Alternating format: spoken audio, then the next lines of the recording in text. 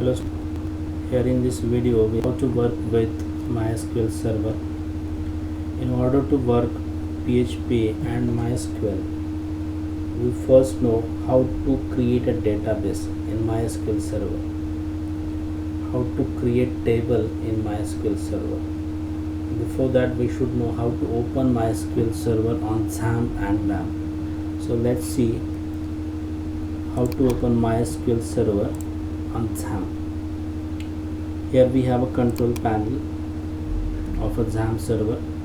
I'm going to start. Already it has been started. You see here Apache has been started, MySQL is started, and FileZilla also started, as the name of these view buttons are stop. So I'm going to minimize it. Just open your browser. You can use any browser. You can have a Firefox, you can have a Google Chrome. If you are using a mobile, you can use Opera also. Let's see here. I have opened the dashboard by writing here, by typing a local host. Just I'm going to repeat it.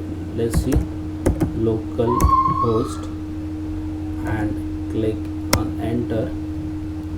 You will be open the home page of your MySQL server. You should know how to open it.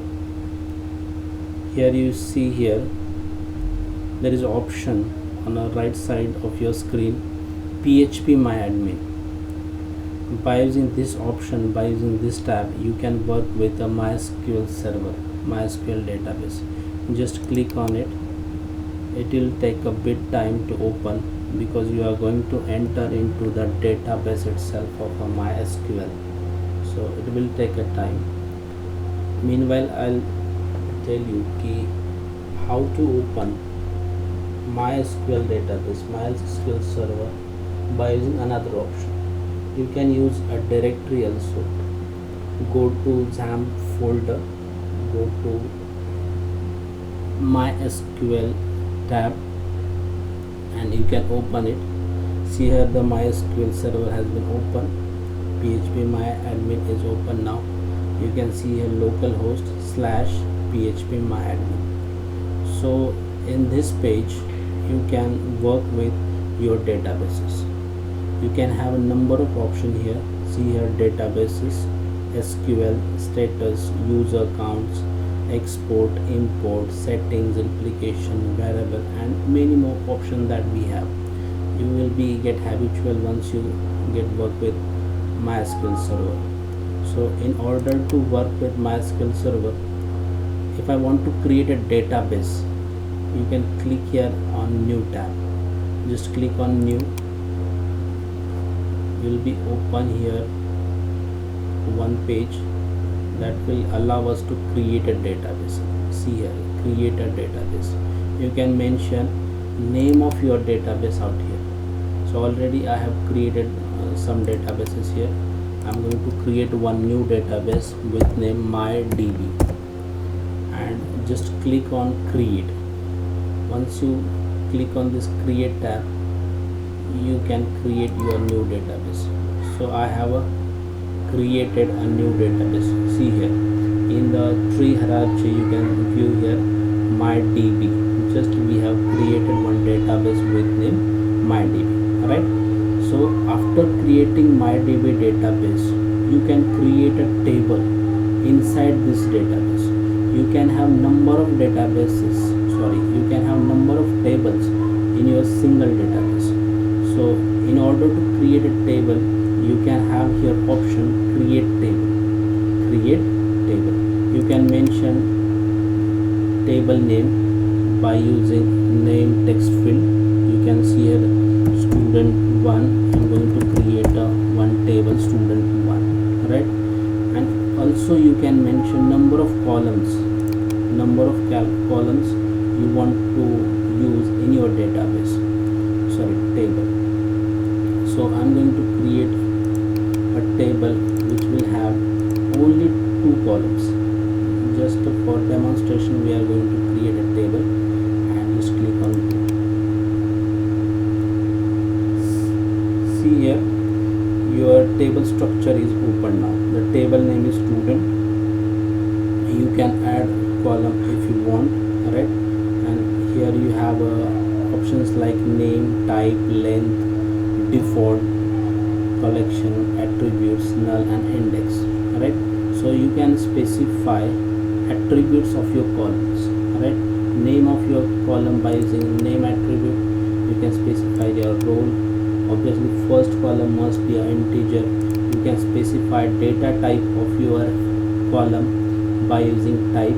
You can have your number of data types out here. See here, first column must be an integer, right? So I'm going to take here integer. You can specify length of your roll number property. You can specify a 10, right? Second, you can use first name, right? You can table name, column name can be anything. So first name, obviously it is a string value. You have to mention here data type of your first name, varchar, right? So I'm going to put here varchar. Length, you can specify. Name will take at least 20 characters, so I'm going to put here length as a 20, right? And after doing all this thing, you can need to save your table. Here I'm going to click save, right? So we have created one table here with name student, right? You can view here in hierarchy tree the student table, right? Just click on that. You can see the columns also. In your web page, you can view your structure of your table. We have a role and first name as a column names, right? We have a data type as an integer for role, varchar for first name, right? And you can see here the length of your properties. Length of your roll number property was 10 and 20 for first name, right? You can browse your table out here by clicking on browse option. See here role and first name, right? And structure, if you want to make some changes in your table, you can click on structure. If you want to work with SQL query, you can fire a query out here. Search, if you have a number of tables in your database, you can search here. By using insert, you can insert a value to your table. You can export your database. You can export your tables from one database to another database, or one platform to another platform by using export option, right? You can import. Suppose you have one project created, right, and you want to import that database from another file to in your database on MySQL server. So you can import it by using the option import. You can have many privileges, like if you want to make some changes, like if I want to mention a primary key, auto increment, you can specify here in privilege option. After that, if you want to make some setting change, customization in your table or in your database, you can do it by using operation option. For example, if I want to delete a table, you can have here options like delete data or table, empty table. By using truncate option, it will blank your table, or delete table. If you want to delete your whole table, you can delete it by using a delete option. See here, I'm going to click on delete the table. It will delete your student1 table immediately. Let's see, delete the table. It will ask you are about to destroy a complete table. Do you really want to execute drop table student1? So if I click on OK, it will delete your student1 table, right? So I'm going to click here on OK. See here, right, your my database table student1 has been deleted, has been dropped from your database. Also you can delete your old database from same option, operation. Here there is option remove database, and there is a drop the database.